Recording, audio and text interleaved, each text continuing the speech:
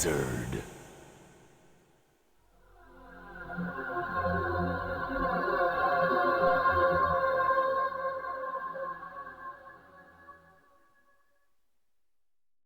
Well, here's one that always brings out a good laugh. Resident Evil, or Biohazard.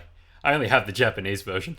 Anyway, this series is nearly 30 years old, and I've had the urge lately to sort of slowly go through the original trilogy of games, starting of course where it all began. Now for me, the original trilogy is more like 4 games, and includes Code Veronica, and if anyone says otherwise, I ain't spending any time on it. Today's video is of course about where it all started, and oh boy does this game have an interesting way of executing its story. Simply put, this isn't really a game I tend to revisit much, just because the GameCube remake is so fucking good, I tend to just play that instead, but I wanted an excuse to go back and just see if the original holds up at all, so let's get stuck into it.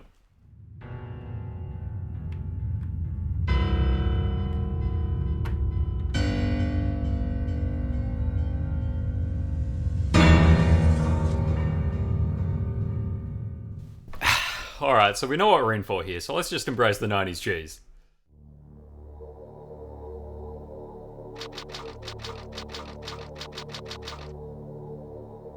So our story begins in 1998. The STAR's Alpha team is searching the forest zone situated in northwest Raccoon City, looking for the Bravo team's helicopter. Bizarre murders have been happening in the city, with victims supposedly being eaten. The Bravo team went to the hideout of the group, but have disappeared. Alpha team eventually find the helicopter, but no one's in it, and things are about to go from bad to worse, as the team is attacked by bloodthirsty dogs. They desperately fight, but lose Joseph in the battle, and the helicopter flies away. No! Don't go! The remaining members head for a CGI mansion in the distance, and manage to get inside, somehow losing Chris along the way? Like, I thought you guys were together here. Now I could talk all day about how silly this intro is, but holy shit is it a good time. Anyway, we're in the mansion with our team leader Albert Wesker, who is very insistent that we Don't open that door! and Barry Burton, who we, Jill Valentine, split off with. We find some blood in the dining room and go and investigate the next room solo, where we run into our first zombie of the game.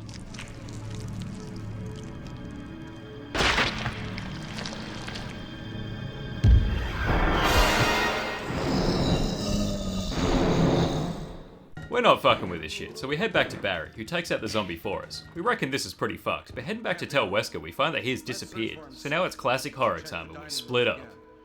We score a first floor map nice and early, and oh, you're gonna be looking at this thing a lot to know where the fuck you're going. Wandering through the mansion, we quickly find ourselves running away from the dogs again, who have broken in through the windows outside. These are best avoided like most enemies in the game. Our luck looks like it's changing a bit though, as we find this mysterious shotgun on the wall of this other room and we of course take it with us, but as we leave, the next room locks us in and the roof is gonna crush us. Things look grim until our hero Barry Burton comes along and kicks in the door, saving us. This way! That was too close. You were almost a Jill sandwich. You're right. We're thankful for the help, but can't help but be a little bit sus as to why he's here when he was meant to be elsewhere in the mansion. But it's probably nothing. After plenty more running around, we do meet back up with Barry in the main hall, and he reckons he can find some sort of back door for our escape route, and even gives us some grenade launcher rounds before splitting back up. What a legend. Pretty soon after, we find the launcher itself, which is bloody convenient. This is with the corpse of Forrest, from Bravo team, who seems to have had a pretty bad time with some of the local crows. Things are starting to improve for us though, as we open up the mansion a little bit more. Finding these specific keys is essential to get around, and will involve some fun puzzle solving. We managed to slap out some bangers on this piano to get this shield. When that goes where it needs to go, we've finally got this shield key we'll need later. We can't use it right away, but we do need to find a few of these medallions. We end up with another key after murdering this innocent monster plant in this room. For a while, we're running around like a headless chicken trying to find everything, until eventually we find old mate Richard. He ain't doing the best, and boy is he dramatic about it. It's dangerous. There are terrible demons. Ouch! Now, he needs a serum after the snake attack, so we've got to go all the way to the other side of the house, grab that shit, then come all the way back. And he still ain't doing too flash, so we carry on and see what all the fuss is about.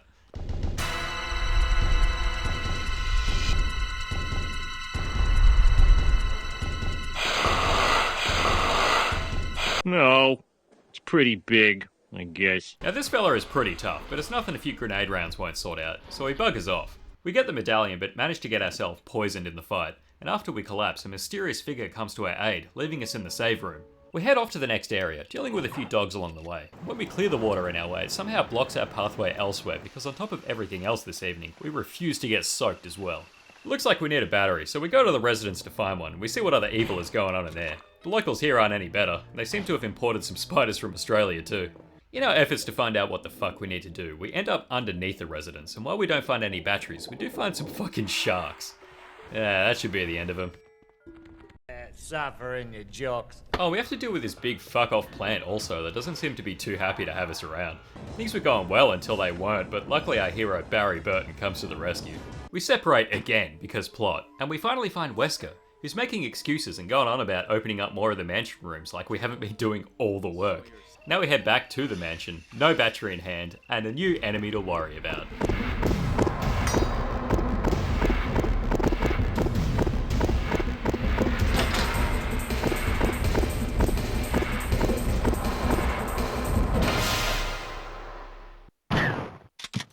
So yeah, these hunters are tough, but don't stand up too well to shotgun hits. Oh, and old mate Giant Snake's shown up again, but we hit him down once and for all with a few grenade shots, and conveniently Barry shows up with rope to help us down in this hole, which he then proceeds to drop down with us. I mean, Barry has bailed us out a few times at this point, so I'm gonna let this slide. Thankfully, I've been saving up enough ammo to wipe out a small village. Oh, and hey, a battery, finally! We run along, fucking up hunters, searching any remaining rooms, and now we're heading back under the waterfall. Down here we find Enrico, who seems to be in a pretty bad way, and tells us this was all a big nasty plan by Umbrella, but before he can go on, a mysterious figure shoots him and runs away. After that, we kill this giant spider, we ended up with these other medallions that we needed to open up the water fountain, and next thing you know, we're down in the Umbrella lab. Now here is where I had to sequence break the game, because my fucking disc wasn't working properly. I had to go into the cartridge menu to just fucking activate a door cheat so I could get through it, and I was stuck on this fucking computer screen, just couldn't get past it. And when I got the disc polished, nothing worked. So then, you know, get ready for the shit ending, I guess. So we power up the elevator to the lab and Barry shows up. We give him a light roasting over the rope incident before going together, and this is where things take a mean twist. We find Wesker, who we would have been able to see in the photo thing in the other room if I could access that, but more to the point, he's a baddie. And it turns out he's forced Barry on his side by kidnapping his family. Wesker obviously has bigger aspirations, and takes us to meet his creation, the Tyrant. This is of course pretty epic, and after Wesker sucks himself off a bit, the monster breaks out of the tube. What? Don't come this way! No! What proceeds is us shooting the thing a few times with the Magnum and just kinda walking off. As we make our way out of the base, we run into Barry, who in this ending is somehow dying. I don't really know what's going on here, but he gives us a photo of his family and we make our way to the helipad to pop a flare and get the fuck out of there. Here we fly off while pretending that my game wasn't fucking ruined and we actually got Chris and Barry out safely while the base explodes.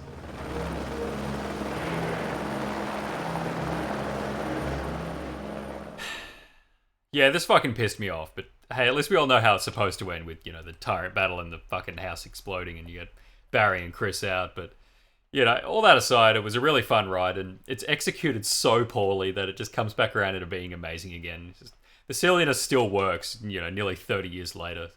Let's see how the rest of the game holds up.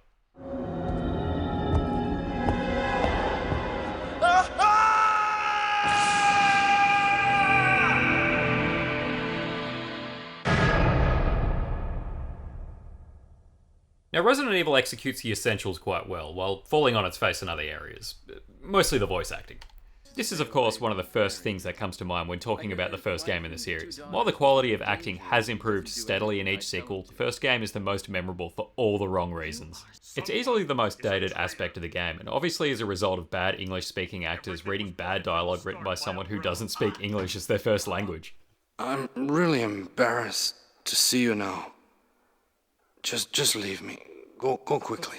There's a certain level of forgiveness given, but only because it produced some of the most pure, terrible shit that we've ever heard, and is played totally straight. It doesn't exactly sell the story that we're experiencing, but at the very least it's not dull, and still brings out a good chuckle nearly 30 years later. What? What is this? Bad acting aside, the story that we've got here is damn solid, and had clear potential that got to be fully realised 6 years later in the remake, which added some really cool stuff while keeping the base story there. It showed the foundation was strong, and the idea of an elite team investigating experiments gone wrong in a creepy mansion, only for it to turn terribly sour, is enough to draw you in and be invested in how it's going to turn out. Alright, so we've got bad acting with a cool story and a great setting, but what about the actual game itself? For what it is, graphically Resident Evil is effective enough in its approach, but isn't exactly going to blow people's minds. This is definitely not me having a go either. I think there's a certain charm that just works for me, but there's definitely a few drawbacks. Given certain budget limitations, we're rolling with pre-rendered backgrounds here, which allow plenty of detail as you're just running around a picture with some 3D assets littered in. The developers don't really need to worry about chugging performance by rendering a fully 3D environment. Obviously, I'm playing the Saturn version here, which is a pretty solid port of the game, and the usual mesh quirks don't hurt the game at all. It all runs smooth, and the game has some really cool low-poly models for all the 3D designs. There's always been a certain charm to the Saturn and PS1 era models, and the enemies in the game are well designed, given the limitations of the era. The game may struggle to stand up to some of the other games of the time, and even its direct sequel made some big design improvements, but as a starting point for the series, the graphics serve the game quite well. Perhaps even more important though is the soundtrack. The creepy atmosphere of the mansion is held up largely by brilliant music that is very effective in making this setting feel like there's danger around every corner.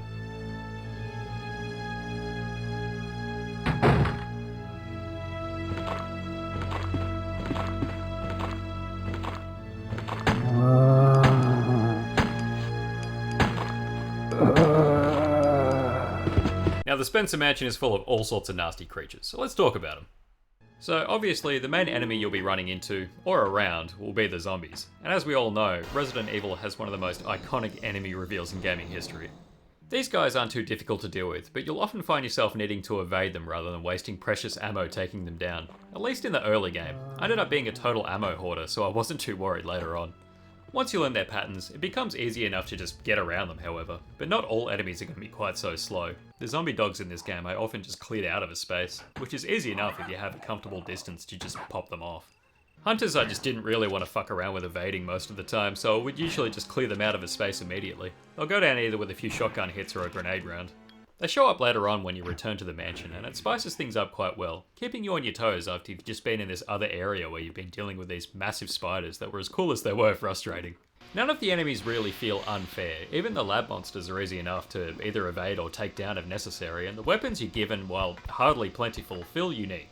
The pistol is fine at a distance, but you will need the shotgun for tougher situations, or just to blow heads off for fun. The grenade launcher is a heavy hitter and has more than one ammo type to keep things interesting, but the Magnum will be used the least overall, because you'll be needing to save ammo for the boss fights. Now speaking of the boss fights, they're overall fine for what they are. I think they're designed well enough around the controls, but that's the combat in general really. I've used tank controls enough to be comfortable with them, and the way the enemies work feels pretty fair overall. With enemies like hunters, you're essentially given the option to either take them head on or try to run, as turning around after running might be just a little bit too slow. This isn't an action game, and movement is sluggish, but I still think it's fun and works well with its limitations. That being said, certain mechanics needed to be tightened up, and thankfully they were in later games. The menus needed a bit of work, the item box is a bit stubborn, consolidation could have been made easier, and a dedicated map button would have been nice, because you'll be going back to that thing constantly. However, item limitation is great. It makes you need to plan things out with ammo, keys, etc. It can be a bit frustrating having to run through loading screens to get something you forgot though, as it can be a bit time consuming, but the game makes up for it with its great atmosphere, its cool setting, its fun puzzles, and cool enemies. Puzzles have always been a staple in this series, and there's something that I've always looked forward to in the games. Whether they're simple or super difficult, they break up the gameplay really nice, and yeah, it's always a cool part of the game. But with that in mind, I think I've talked enough, so let's wrap this one up. For me, this game's a little bit hard to grade in the modern day. I mean, being the first in the series, it does a lot well, but the following sequels do a lot to improve the formula. I do want to be fair though. Now, I would say straight up, if you want the best experience of the Resident Evil story, I would definitely recommend playing the remake, rather than playing the original. It improves upon the original game in every way, while staying faithful to the approach that game had. Now, this isn't a bad game. I did have a lot of fun with it. For me, it's a solid 7 out of 10. I mean, it doesn't quite capture the brilliance of some of the later sequels, but it's a solid foundation of an iconic series. Anyway, that's all from me today. I'll catch you later.